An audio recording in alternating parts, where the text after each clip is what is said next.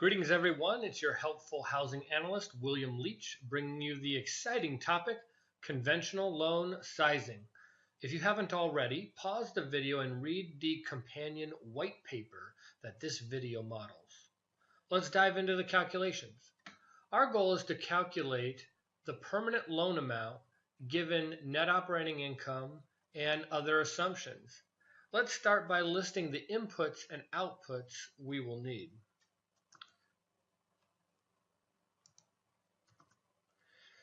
Net operating income is the most fundamental input to this equation. Debt service coverage ratio, the ratio that the lender is comfortable of using the NOI for debt service. A capitalization rate is used with NOI to determine the property's value. It's the rate of return an investor would require to purchase such an asset. Maximum loan to value, or LTV, is a percentage that a lender would provide you. Loan interest rate, the interest rate on the loan. Loan amortization term, the period of time that the principal on the loan would be repaid. And let's add a custom loan constraint in case the sponsor desires to limit the loan, or the lender desires to limit the loan to an arbitrary amount. For outputs, we're going to calculate the property value, the loan to value constraint based on the property value, the maximum debt service that we could achieve using the debt service coverage ratio, the debt service constraint. Once you know how much you can use for debt service, you can determine how large of a loan you can achieve. And then finally, what's the loan amount based on all three constraints we've created? Lastly, once you know your loan amount, you can calculate your annual debt service that you're actually using. Now, to make this a lot easier in the calculations, let's name all of these ranges, and I'm going to propose these particular names for our ranges. So I'm going to highlight both the cells and the names that I want. We're going to go to Formulas, Create Names from Selections.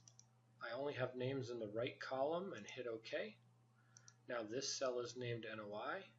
The cell below it is named Debt Coverage Ratio, and so on and so forth. All of these cells are now named and will help us in the calculations. Now, let's enter our assumptions. The net operating income we're assuming is $300,000. The debt service coverage ratio, this lender is willing to use a 1.15 debt coverage ratio. The cap rate we're going to assume is 5.25 for this type of asset. The maximum loan to value in this scenario is 80%. The lender won't loan more than 80% of the value of the property. The loan interest rate we're going to pretend is 4.75. Loan amortization term, this is a 30-year AM loan. And we're going to ignore the custom loan constraint for now, and we'll try to calculate the loan as is. As a rule, I like to turn all of my assumption cells blue so the users of the model know which cells to change and which cells not to. All right, let's get into the calculations. Property value, what's the value of this property? Well, we're going to use the perpetuity formula. We're going to say the cash flow divided by the cap rate, the rate an investor would require. 300,000 is 5% of what? It's 5% of 5.7 million.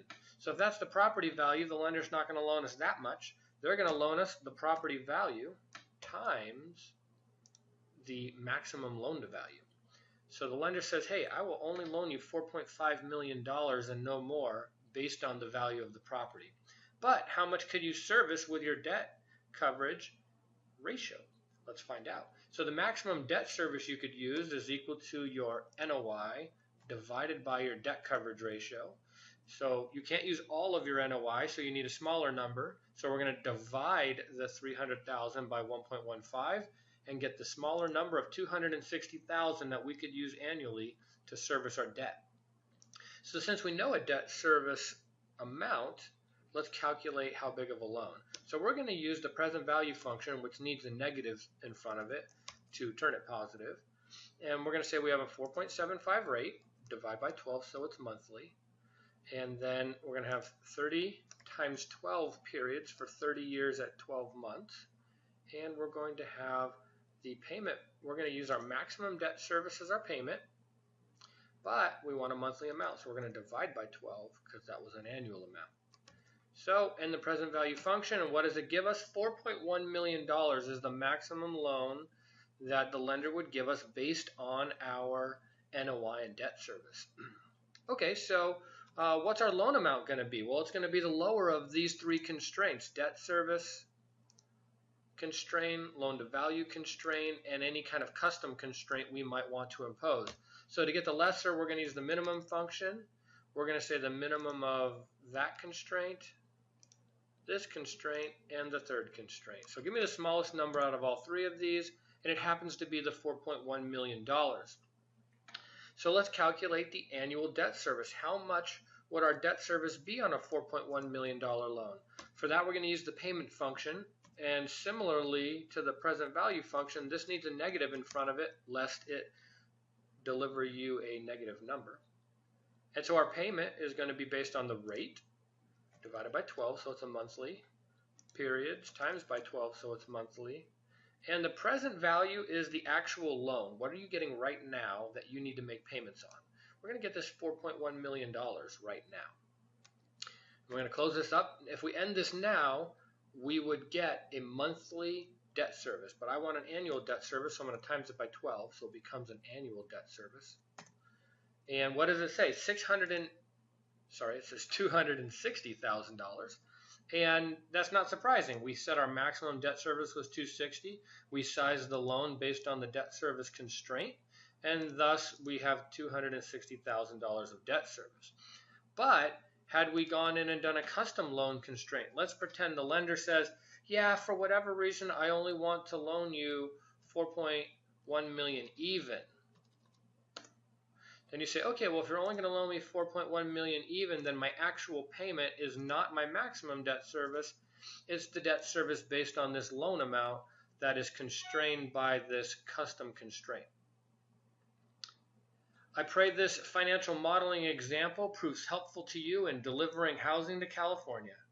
God bless.